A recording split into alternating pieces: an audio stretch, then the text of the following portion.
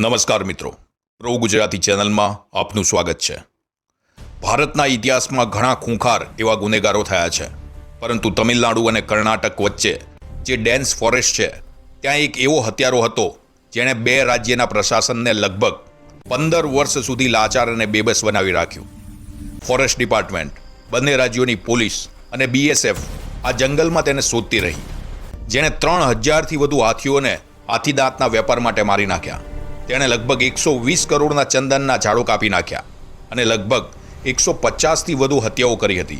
તેને કાબૂમાં લેવા માટે લગભગ 220 કરોડનું સરકારી ખર્ચનું આંધણ એ મૂકવામાં આવ્યું હતું, જેનું નામ હતું વીરપ્પન. તેને પોલીસ ઓફિસર્સ હ્યુમન ફોર્મમાં વાઇલ્ડ એનિમલ એટલે કે માનવ શરીરમાં જંગલી જાનવર તરીકે ઓળખતા હતા. તો એવું શું હતું કે વીરપ્પન વર્ષો સુધી આતંક ફેલાવતો રહ્યો? તેના કયા કુખ્યાત કિસ્સાઓ હતા?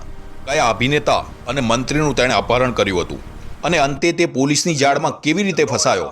ચાલો આખી વાત જાણીએ. મિત્રો, વાતની શરૂઆત કરતા પહેલા આપ અમારી ચેનલને સબસ્ક્રાઇબ જરૂરથી કરી લેશો. 1952માં વીરપ્પનનો જન્મ કર્ણાટક, તમિલનાડુ અને કેરળ આ ત્રણેય રાજ્યોની સીમાને જોડતા એવા જંગલ વિસ્તારમાં થયો હતો. તેનો પરિવાર ચંદન અને હાથીદાંતના ગેરકાયદેસર ધંધામાં જોડાયેલો હતો. બાળપણમાં જ વીરપ્પન જંગલની ચેકપોસ્ટ પર ફોરેસ્ટ ગાર્ડને ચા સપ્લાય કરતો હતો અને એ જ ગાર્ડે એને બંદૂક ચલાવતા શીખવ્યું હતું. તેના કાકા જાતે ચંદનના ઝાડ કાપતા અને વીરપ્પન તેની મદદ કરતો હતો. લગભગ 10 વર્ષની ઉંમરે તેણે પહેલીવાર હાથીને મારી નાખ્યો હતો એવી વાતો લોકકથાઓમાં મળે છે.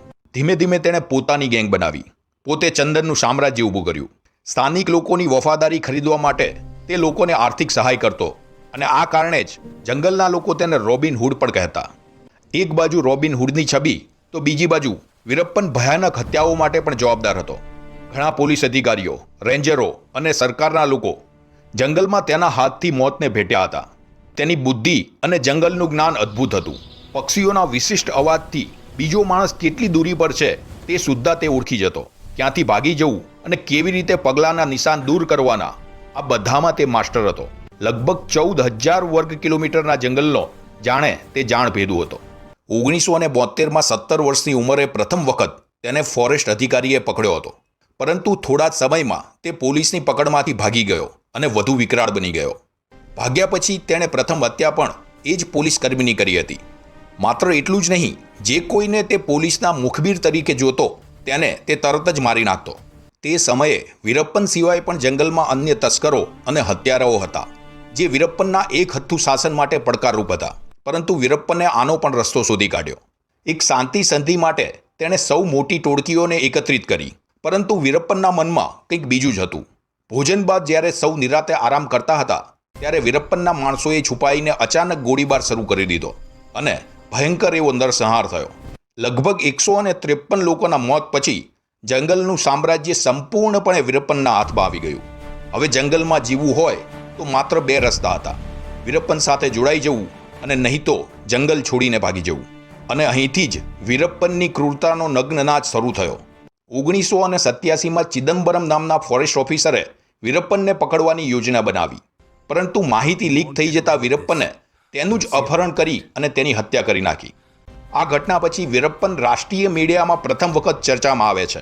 ત્યારબાદ આઈએફએસ ઓફિસર શ્રીનિવાસનને તેને પકડવાની જવાબદારી સોંપવામાં આવે છે.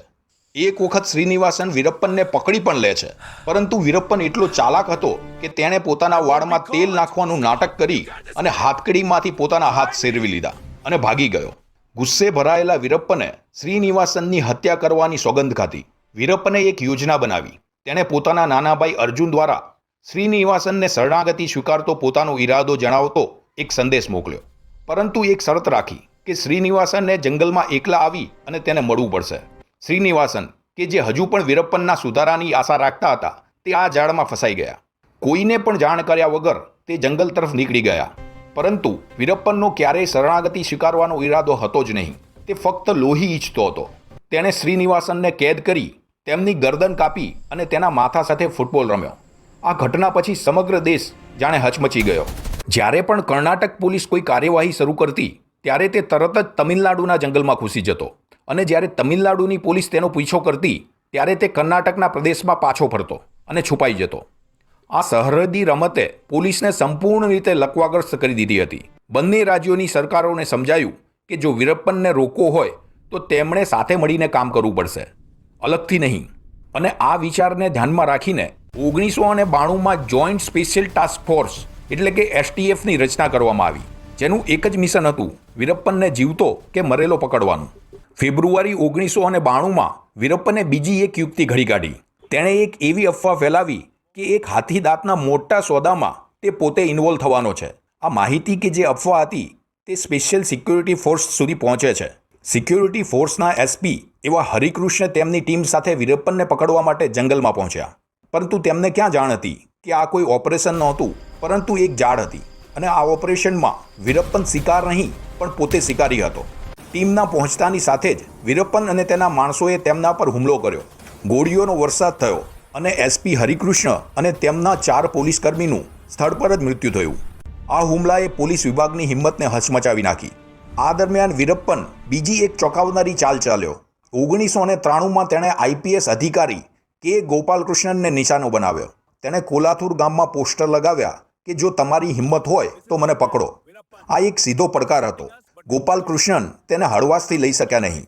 તેમણે પોતાની ટીમ ભેગી કરી અને વીરપ્પનની શોધમાં જંગલ તરફ રવાના થયા. તેમની સાથે 15 બાતમીદારો, 2 વનરક્ષકો અને 5 પોલીસકર્મીઓ કે જે બસમાં બેઠા હતા. પરંતુ વીરપ્પન આ બધું અગાઉથી જ જાણતો હતો. તેણે પાલાર બ્રિજ પાસે આખી કાર્યવાહી પહેલેથી જ પ્લાન કરી રાખી હતી. બસ આવતાની સાથે જ જમીનમાં દાટી દેવાયેલ લેન્ડમાઇન ફૂટી ગઈ. વિસ્ફોટ એટલો બધો શક્તિશાળી હતો કે બસના ટુકડા થઈ ગયા. બસમાં સવાર તમામ 22 લોકો ઘટના સ્થળ પર જ માર્યા ગયા. જોકે બીજા વાહનમાં રહેલા ગોપાલકૃષ્ણન આ વિસ્ફોટમાં બચી ગયા, પરંતુ તેઓ ગંભીર રીતે ઈજાગ્રસ્ત થયા. કે વીરપ્પન પોતાનો ડર જાળવી રાખવા માટે પોતાનો ઓડિયો અને વિડીયોની રેકોર્ડિંગ પણ કરતો હતો. આ વિડીયો તે વિદેશમાં પણ મોકલાવતો હતો. વીરપ્પનના જીવનની સૌથી ક્રૂર ઘટના એ હતી કે તેણે પોતાની જાતે જ પોતાની એક દીકરીની હત્યા કરી દીધી હતી. કારણ એ હતું કે જ્યારે દીકરી રાત્રે રડે ત્યારે અવાજથી પોતાનું છુપાયેલું સ્થાન ખુલી જશે એવી ભીતિથી તેણે પોતાની નવજાત એવી બાળકીને જ ગળું દબાવીને મારી નાખી હતી. તેણે દક્ષિણ ભારતીય ફિલ્મ અભિનેતા એવા ડૉક્ટર રાજકુમારનું સીધા તેમના ઘરથી અપહરણ કર્યું હતું. અભિનેતા રાજકુમારના અપહરણથી સમગ્ર દેશ જાણે હચમચી ગયો અને સરકારો પર દબાણ એ આસમાને પહોંચી ગયું. કહેવાય છે કે કર્ણાટક સરકારે વીરપ્પનની અનેક માંગણીઓનો સ્વીકાર કરવો પડ્યો હતો. ઘણી બધી લડાઈ અને વાટાઘાટો પછી રાજકુમારને આખરે 108 દિવસ પછી મુક્ત કરવામાં આવ્યા. રાજકુમારની મુક્તિના લગભગ 2 વર્ષ પછી એટલે કે 25 ઓગસ્ટ 2002ના રોજ વીરપ્પને કર્ણાટકના ભૂતપૂર્વ કૃષિ પ્રધાન એવા H નાગપ્પાનું તેમના ગામ કામગરેથી જ અપહરણ કરી લીધું. આ અપહરણથી સમગ્ર વહીવટી તંત્રમાં ભય ફેલાયો, પરંતુ આ વખતે સરકારે વાટાઘાટો કરવાનો ઇનકાર કરી દીધો. જ્યારે વીરપ્પનને ખ્યાલ આવ્યો કે સરકાર હવે તેની વાત સાંભળવા માટે તૈયાર નથી, ત્યારે તેણે નાગપ્પાની ક્રૂર રીતે હત્યા કરી નાખી. તેના મૃતદેહને જંગલમાં ફેંકી દીધો. આ ઘટનાએ ફરી એકવાર દક્ષિણ ભારતને સ્તબ્ધ કરી દીધું. સામાન્ય લોકોનો ગુસ્સો ફાટી નીકળ્યો. વીરપ્પનનું નામ મીડિયાથી લઈને સંસદ સુધી બધે ગુંજ્યું. આ કુખ્યાત ડાકુ બંને રાજ્યોમાં પોલીસ માટે ખતરો બની ગયો હતો અને તેથી તેને કોઈપણ કિંમતે ખતમ કરવો આ ખૂબ જ જરૂરી બની ગયું હતું. 2003 અને 2004ની વચ્ચે તમિલનાડુના મુખ્યમંત્રી જયલલિતાએ એક મહત્વપૂર્ણ નિર્ણય લીધો. તેમણે દેશના સૌથી ગતિશીલ IPS અધિકારીમાંના એક એવા વિજયકુમારને સ્પેશિયલ ટાસ્ક ફોર્સની કમાન સોંપી. એવા અધિકારી કે જેની નસોમાં જંગલ વસ્તુ હતું.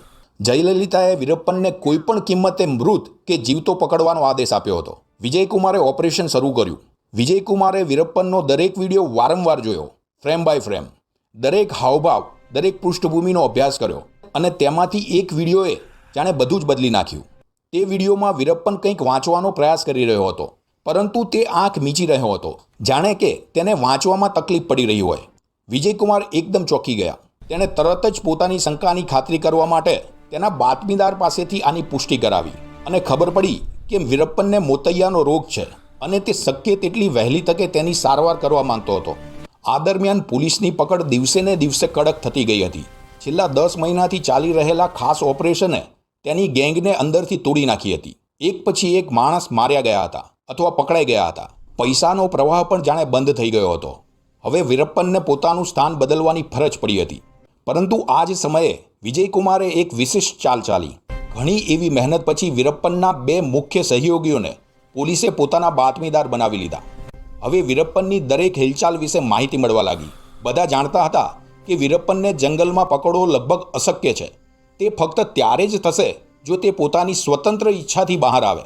હવે ઓપરેશનનું આયોજન દિવસ રાત શરૂ થયું અને આ યોજના મુજબ એમ્બ્યુલન્સ દ્વારા વીરપ્પનને સારવાર માટે હોસ્પિટલ લાવવાની હતી. બધું નક્કી થઈ ગયું.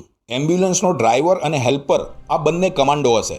મતલબ કે હવે આખી રમત સંપૂર્ણ રીતે સિક્યુરિટી ફોર્સના હાથમાં હતી. 18 ઓક્ટોબર 2004ની રાત્રે વીરપ્પન 3 વિશ્વાસુ સાથી સાથે જંગલમાંથી બહાર આવ્યો અને એમ્બ્યુલન્સમાં ચડી ગયો. મૃત્યુ તેની રાહ જોઈ રહી હતી. સિક્યુરિટી ફોર્સ અને કમાન્ડો તૈયાર હતા.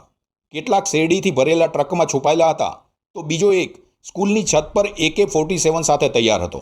એમ્બ્યુલન્સ નિર્ધારિત સ્થળે પહોંચતાની સાથે જ તેને રોકી દેવામાં આવી. 2 ગુપ્ત કમાન્ડો એમ્બ્યુલન્સમાંથી કૂદી પડે છે અને તેમની પોતાની ટુકડીમાં જોડાઈ જાય છે. વીરપ્પનને સરેન્ડર કરવા માટે કહેવામાં આવે છે, પરંતુ વીરપ્પન શરણાગતિ સ્વીકારવા માટે તૈયાર ન હતો. વિલંબ કર્યા વિના તેણે પોતાની રાઇફલ ઉપાડી અને તેની આખી ગેંગે પોલીસ પર ગોળીબાર શરૂ કર્યો. સિક્યુરિટી ફોર્સે પણ સામે ગોળીબાર શરૂ કર્યો અને લગભગ 20 મિનિટ સુધી સામસામે ગોળીબાર થયો. લગભગ કુલ 328 રાઉન્ડ ગોળીબાર કરવામાં આવ્યો, જેમાં વીરપ્પન અને તેના 3 સાથીઓ માર્યા ગયા. આ ઓપરેશન પછી બંને રાજ્યોની સરકારે રાહતનો શ્વાસ લીધો. વીરપ્પનના મૃત્યુના સમાચાર તેના ગામમાં પહોંચતાની સાથે જ લોકોએ ફટાકડા ફોડ્યા અને મીઠાઈઓ વહેંચી. જનતાને લાગ્યું કે ભયનો એક મહાન ચહેરો કાયમ માટે ભૂંસી નાખવામાં આવ્યો છે. લગભગ 20 વર્ષ સુધી ચાલેલા આ ઓપરેશનમાં 220 કરોડ રૂપિયાથી વધુનો ખર્ચ થયો, પરંતુ પોલીસ તેને ક્યારેય જીવતો પકડી શકી નહીં. તેના મૃત્યુ પછી સામાન્ય જનતામાં ઘણી વાતો ફેલાવા લાગી. કેટલાકે દાવો કર્યો કે વીરપ્પન આત્મસમર્પણ કરી ચૂક્યો હતો, છતાં તેને મારી નાખવામાં આવ્યો. અન્ય લોકોએ દાવો કર્યો કે પોલીસે તેને 3 દિવસ સુધી ત્રાસ આપ્યો અને પછી તેને ગોળી મારી દીધી. એક તર્ક એવો પણ લગાવવામાં આવતો હતો કે જો તેને જીવતો પકડવામાં આવે તો ઘણા મોટા નામોનો પર્દાફાશ થઈ ગયો હોત. પરંતુ સાચું શું હતું અને ખોટું શું હતું? વીરપ્પનના મૃત્યુ સાથે આ રહસ્ય હંમેશ માટે જંગલમાં દફન થઈ ગયું. મિત્રો, આશા રાખું છું કે આ વિડીયો આપને ગમ્યો હશે તો અમારી ચેનલને સબસ્ક્રાઈબ કરશો, તેને લાઇક અને શેર કરવાનું પણ ભૂલશો નહીં.